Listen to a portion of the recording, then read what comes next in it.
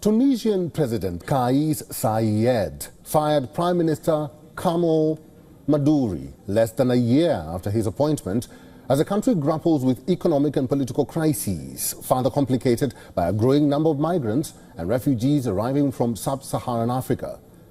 Since his low turnout re-election in 2024, Saied has been struggling to stabilize the country's economy amid an atmosphere of political repression following the imprisonment of many opposition figures. Here's a report.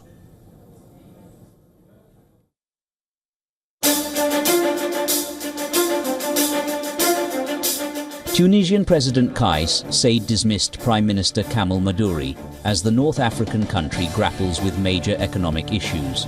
Maddouri, a technocrat appointed last August as part of a cabinet reshuffle, was replaced by Sarah Zafrani Zenzri, the former Minister of Public Works. 62-year-old Zafrani becomes Tunisia's second woman premier after Najla Bouden, who was in the post from October 2021 to August 2023.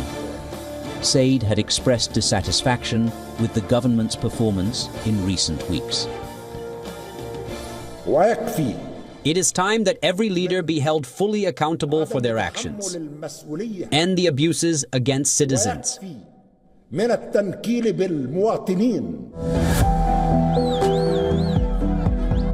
Deeply indebted Tunisia is mired in serious economic and financial difficulties, including sluggish growth and high unemployment. The president has the authority to dismiss ministers, judges, and heads of public companies. Saied became president in 2019, and Tunisia was the only democracy to emerge from the Arab Spring. He staged a sweeping power grab in 2021, which critics say kicked off a backsliding of democratic freedoms and rights. But defenders of Saied say he has honored his pledge to fight the corruption and inefficiency that plagued Tunisia for decades. The trial of several prominent Tunisian opposition figures accused of national security offenses opened earlier this year, with rights groups denouncing the case as politically motivated. The around 40 high-profile defendants include former diplomats, politicians, lawyers and media figures, some of whom have been vocal critics of President Kais Saied.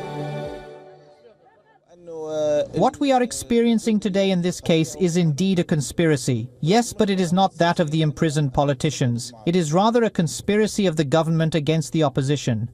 Today we are witnessing an unjust trial of several prominent figures in Tunisia known for their pacifism and respect for the law. These people, whose homes are known and who have well-established professions, are nevertheless presented as a threat to national security simply because of their presence in the courtroom. Still, the country's more than 12 million people suffer sporadic shortages of basic items, including sugar and flour, and unemployment is high. Tunisia saw economic growth of just 0.4% in 2024. Debt hovers at around 80% of GDP, compared with 67% before Saied took office in 2019. Africa Bureau, WION, World is One.